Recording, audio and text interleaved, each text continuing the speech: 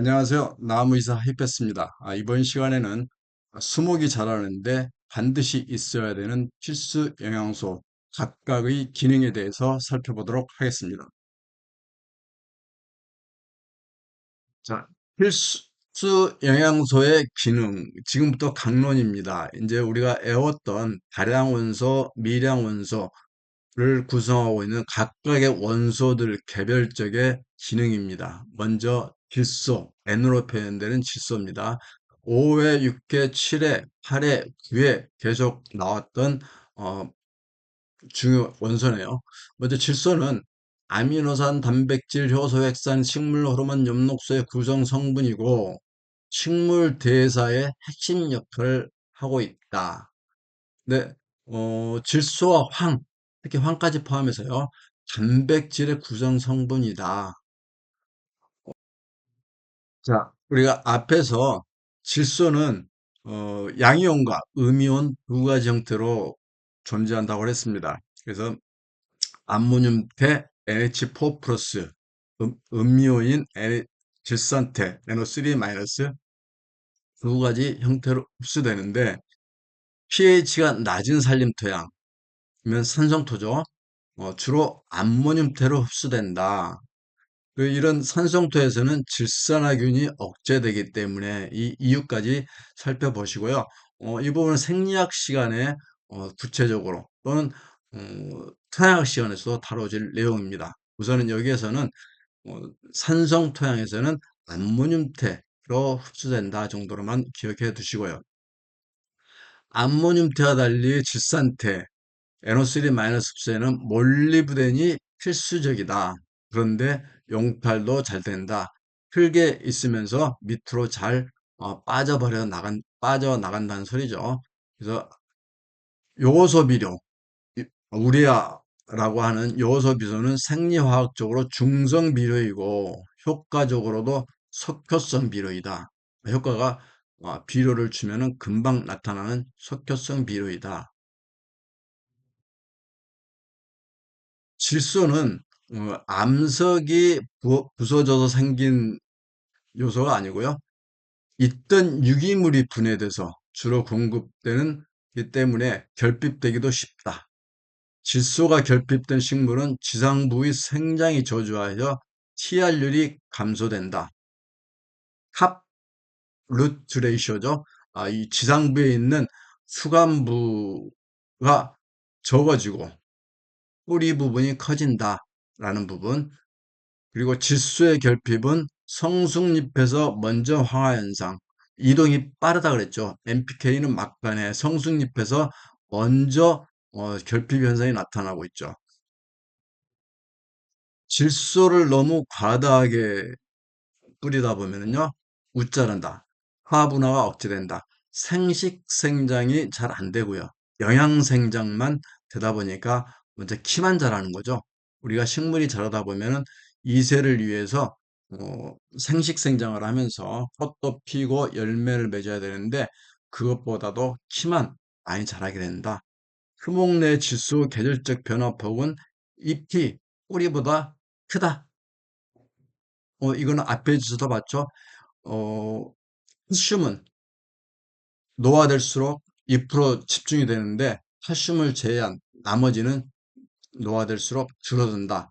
네, 마그네슘은 일정하다. 그 부분 다시 한번 상기해 두시고요. 질소 농도는 한 가지 더. 잎이 가장 많고요. 그 다음에 수간 뿌리 순서. 인해 농도는 거꾸로 뿌리가 가장 많고 수간 잎.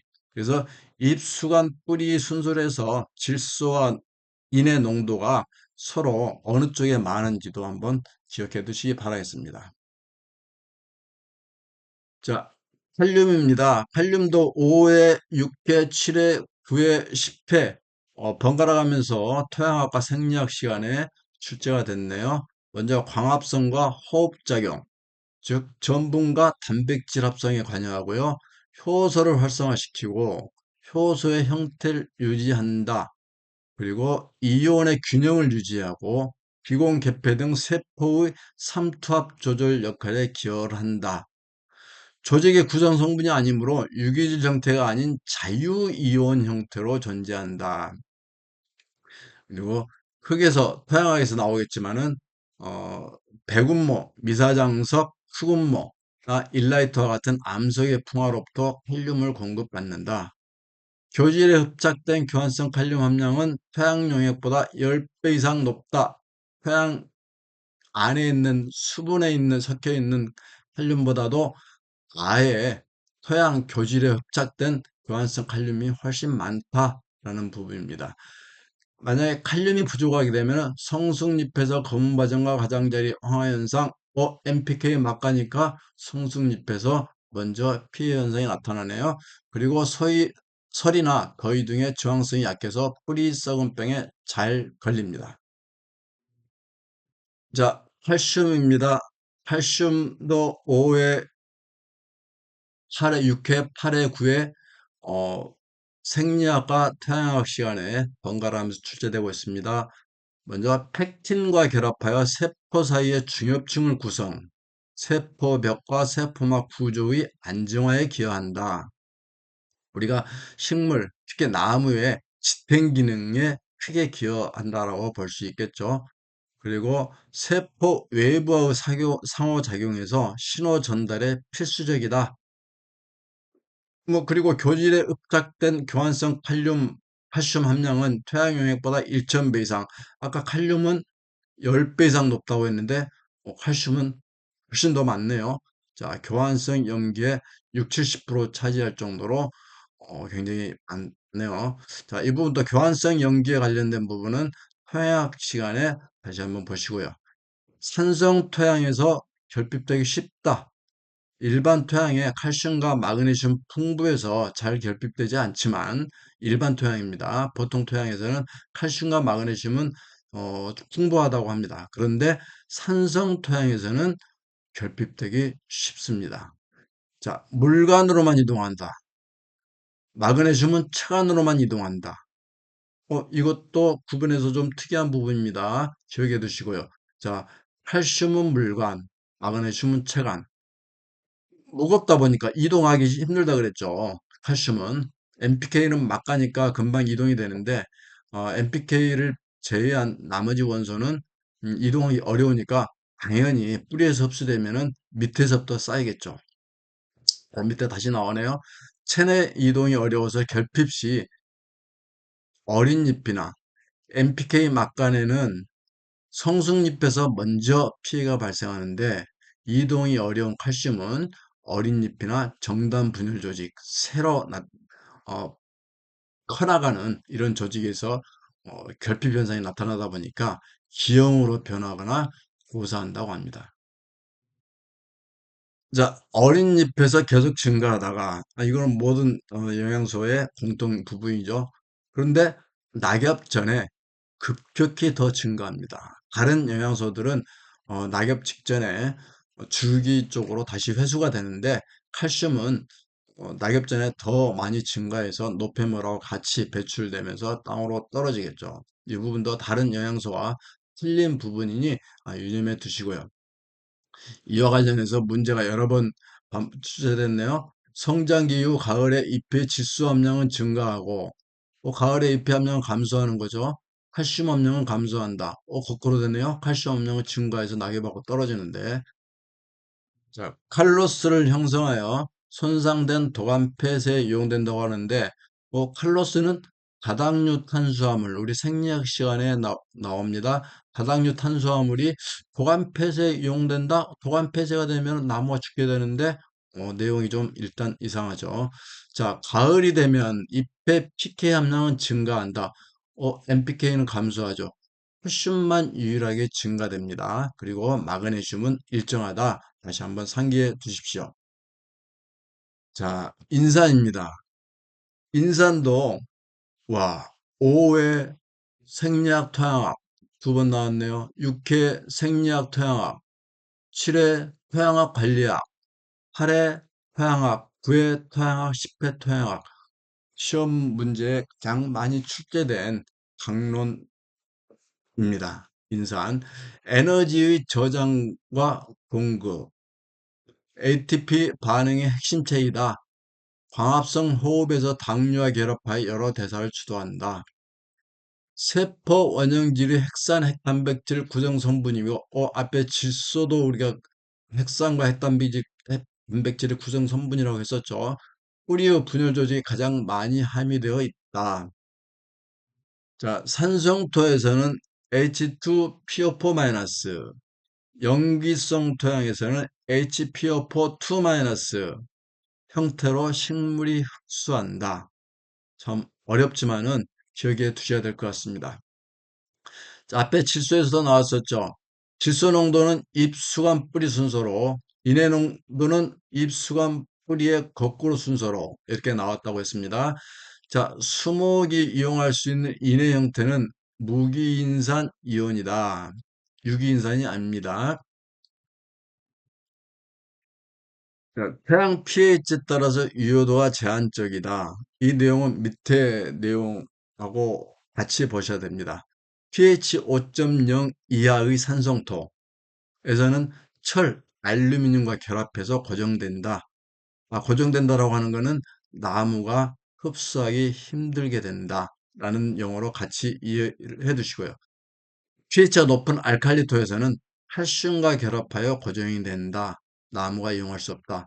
그래서 산성토에서는 철과 알루미늄하고 결합해서, 알칼리스 토양에서는 칼슘과 결합해서 인을 나무가 흡수하기 어렵게 된다라는 부분 기억해 두시고요.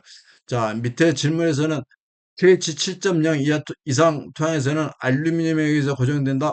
알루미늄은 산성도 pH 5.0 이하인데, 이렇게 슬쩍 바꿔놔서 질문을 하게 되니까 기억해 두시고요. 이는 질소 다음으로 부족해지기 쉬우며 결핍 시 단백질 합성 억제로 세포 분열 저해돼서 묘목이 잘 자라지 않습니다.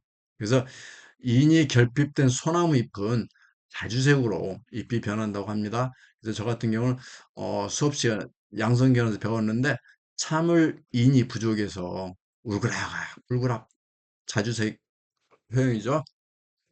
이렇게 좀 우스갯소리로 배운 적이 있습니다.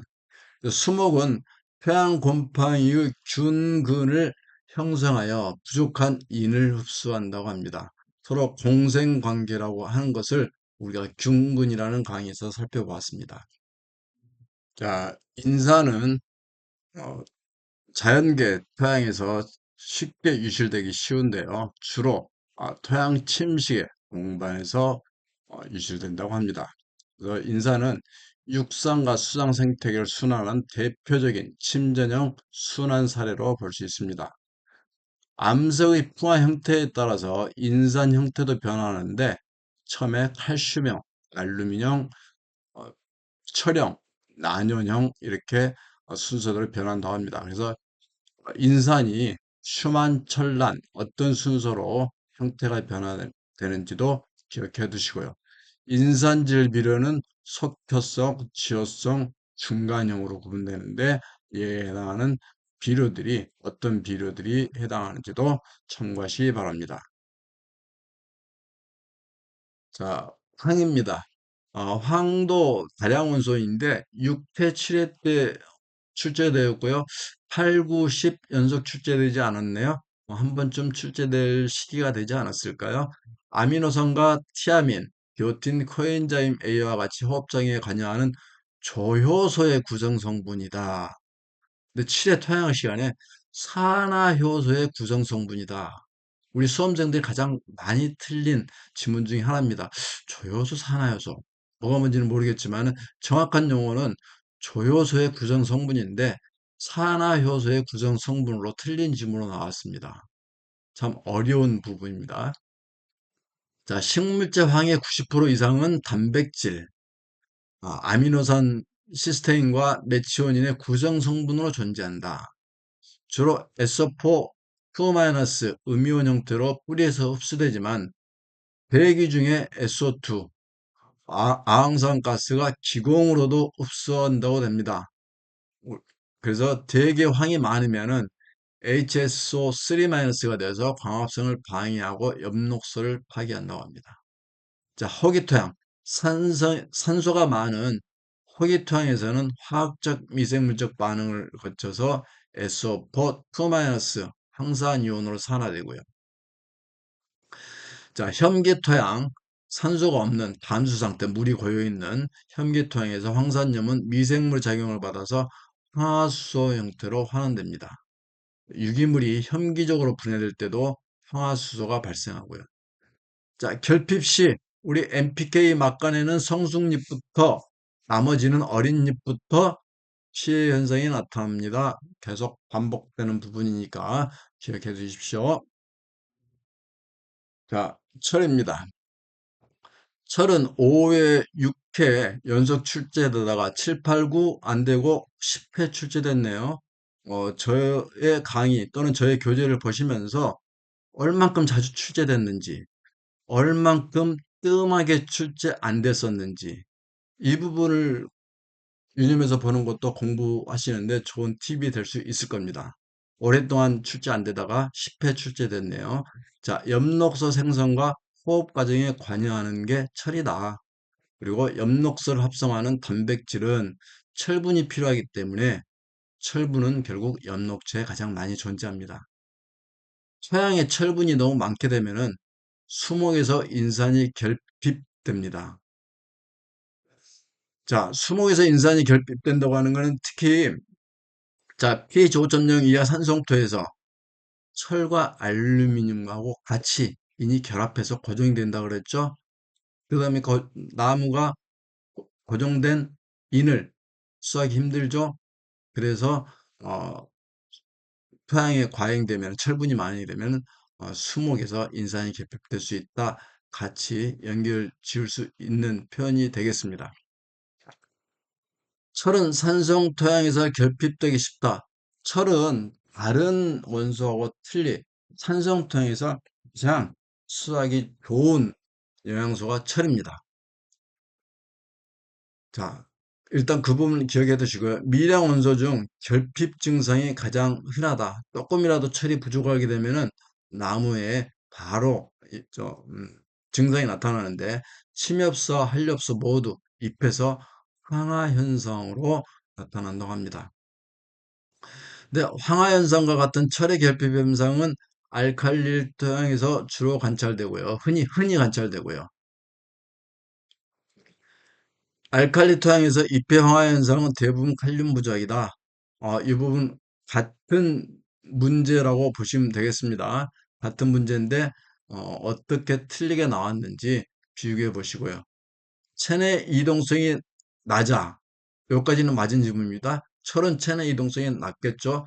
이동성이 낮으면은 어린 잎에서 먼저 결핍 증상이 나타나야 되겠죠. 근데 지문에서는 성숙한 잎에서 나타난다고 했으니 틀린 지문이죠. 식폐 관리학 시간에 나왔네요. 자, 주로 필수 영양소가 생리학과 토양학 시간에 문제가 출제가 많이 되는데 10회 관리학 시간에서도 이렇게 출제되니까 두루 공부 잘 해두시기 바라겠습니다. 자, 염소입니다. 염소 CL은 망간과 함께 H2O, 무르 광분해를 촉진, 힐 반응에서 광합성에 영향을 주고요. 칼륨과 함께 기공 개폐에 관여하며 광합성에도 영향을 미친다. 옥신계통 화학물의 구성 성분이며 액포막의 ATP 아제 활성화에도 관여한다. 먼지, 빗물, 안개에 섞여 있다가 충분히 공급된다. 그렇기 때문에 천연 상태에서는 결핍되기 힘들다. 그 원소가 염소다. 자, 망간입니다. 망간도 5회, 7회 출제됐다가 8회, 9회 안 돼 있다가 10회 출제됐네요. 이것도 뜸하다가 출제되어 있으니 기억해 두시고요. 광합성 반응에서 물의 광분해로 전자방출에 관여합니다. 전자방출. 근데 산소 방출이라고 틀린 지문으로 칠했다 나와 있네요. 이거 굉장히 까다로운 질문인데 이 부분 용어에 대해서 정확하게 기억해 두시면은 쉽게 알 수 있는 문제인데 그냥 지나치면은 틀리기도 굉장히 쉽고요. 너무 맞추기 어려운 문제입니다. 자, 전자방출에 기여한다. TCA로 구연산 회로에서 탈탄산과 탈수소 효소를 활성화시킨다. 이 TCA 회로 구연산회로는 생리학 시간에 공부하시면서 다시 한번 봐두시고요. 엽록소의 합성에 필수적이다. 엽록소 합성에. 그리고 효소 활성제로 작용한다. 철과 망간은 효소 활성제다. 앞에서 철 때도 살펴보았으니 이 부분을 다시 한번 기억해 두시고요. 화산화물 제거 효소의 구성 성분이다. 그래서 80회 토양학 시간에 출제되어 있네요. 앞에서 살펴본 철은 관리학 시간에 출제되어 있는데요. 여기서는 토양학 시간에 출제가 됐습니다. 유해 활성산소를 없애는 SOD 보조인자로 작용한다. pH가 높은 알칼리토, 유기물 함량이 많으면 망간이 결핍되기 쉽다. 그리고 잎에 반점이 생기고 조직이 작아지고 세포벽이 두꺼워지며 표피 조직이 오그라든다. 광합성이 부족하여 연맥과 연맥 사이에 황백화 현상이 일어난다. 굉장히 어, 어렵습니다. 각 강론에서 영양소별로 뭐가 부족하게 되면 어떤 현상이 나타나는지 어렵지만은 잘 공부하시기 바라겠습니다. 자, 궁소입니다. 9회 한 번 출제됐네요. 전에도 없었고 10회도 없었고 딱 한 번 출제됐었는데 갈수록 어려워진다라면은 계속 출제될 수 있는 영양소입니다. 화분간의 생장, 어린 세포 생장점 발달, 주로 정단 분열 조직이 있겠죠. 핵산과 헤미셀룰로스 합성에 관여한다고 합니다. 그런데 산화 환응 반응을 조절한다라고 했는데 다시 한번 여기서 살펴보는데 산화 환응 반응에 조절하는 건 철, 망간, 구리, 몰리브덴 요 네 가지 원소만 산화 환응 반응에 관여하고요. 나머지는 산화 환응하고 관계없습니다. 그래서 이 부분은 이 부분에서 확실하게 정리해 두시기 바라겠습니다. 철, 망간, 구리, 몰리브덴만 산화 환응 반응에 관여한다. 잎 끝과 테두리에 주로 축적이 된다고 합니다. 잎 가운데가 아니라 잎의 끝과 테두리 어디에 붕소가 있는지 부분도 하나의 키포인트죠. 자, 결핍되게 되면은 병단 분열 조직, 생장점과 어린 잎의 생장이 저해되고 결핍이 심한 경우 고사한다. 앞에서 화분간의 생장과 어린 세포 생장점 발달에 기여하니 당연히 부족하게 되면 정단 분열 조직이 어, 고사할 수밖에 없겠죠. 줄기마디가 짧아지며 이건 로제트 현상이라고 볼 수 있겠죠. 붕소가 부족하면은 줄기마디가 짧아진다. 로제트 현상. 잎자루가 비정상 쪽으로 굵어진다. 로제트 현상이 나왔네요. 산성, 알칼리성 모든 토양에서 나타난다고 합니다. 꽃과 가실이 쉽게 떨어지며 화분간 생장에 지장을 주니까 꽃과 가실이 쉽게 떨어지겠죠. 수분 흡수력이 떨어집니다. 자, 아연입니다. 천연 옥신인 IAA 합성에 영향을 주고요. 단백질 합성과 효소 활성화에 기여를 합니다. 흡수할 때 칼슘과 경쟁 관계에 있다 보니 서로 내가 먼저 들어갈래, 내가 먼저 들어갈래 하는 거 있죠. 그래서 이 부분도 알슘 경쟁, 알슘 아연과 칼슘은 경쟁 관계다. 알슘 경쟁. 아연이 결핍되게 되면 RNA 함량과 리보솜 함량이 감소돼서 단백질 합성이 저해되고요. 줄기마디가 짧아진 로제트 현상, 아연도 로제트 현상에 기여하네요. 잎의 크기가 작아진 리틀랩 현상에 기여를 합니다. 자, 아연, 로제트 현상, 붕소, 아연, 그리고 잎의 크기가 작아지는 리틀랩 아연 기억해 두시기 바라겠습니다. 자, 구리입니다. 아직은 출제가 안 됐는데요. 광합성과 단백질, 탄수화물 대사와 관련한 산화 환원 요소의 구성 성분이다. 식물에 흡수된 구리는 대부분 엽록체 내에 함유되어 있다. 유기질 퇴비를 너무 많이 사용할 경우 구리나 망간과 결합해서 복합 형성이 되므로 결핍되기 쉽다. 그리고 결핍된 경우 개화 지연과 잎의 백화 현상이 나타난다. 잎이 좁아지고 꼬이는 증상이다. 잎이 좁아지고 꼬인다. 구리가 부족하면 구리구리 꼬이죠. 한번 웃어봤습니다. 자, 몰리브덴 5회 생리학 시간에 한번 나왔네요. 그리고 아직 안 나왔습니다. 질소 환원 NO3- 질산태 질소가 NH4 플러스 암모늄태 질소로 환원되는 데 있어서 구성 성분이고 질소를 고정하는 콩가식물에서는 몰리브덴이 가장 필요합니다. 콩가식물에서요. 질산 환원 요소는 철과 몰리브덴이 함유되어 있다 질문이 나왔었습니다. 기억해 두시고요. 암모늄태와 달리 질산태 질소에는 몰리브덴이 필수적이다. 콩가식물에서 몰리브덴이 필요한데 암모늄태와 달리 질산태 질소에서 반드시 필요하다고 합니다. 자, 핵산의 구성 요소인 퓨린계의 해체 및 식물 호르몬인 압실산, 앱실산 합성에 관여하고요. pH가 낮은 토양에서는 철과 결합하여 부용화되고 pH가 높아질수록 이오도도 증가합니다. 자, 니켈입니다. 9회 토양학 시간에 출제된 가장 최근 1980년에 필수 원소임으로 증명이 됐고요.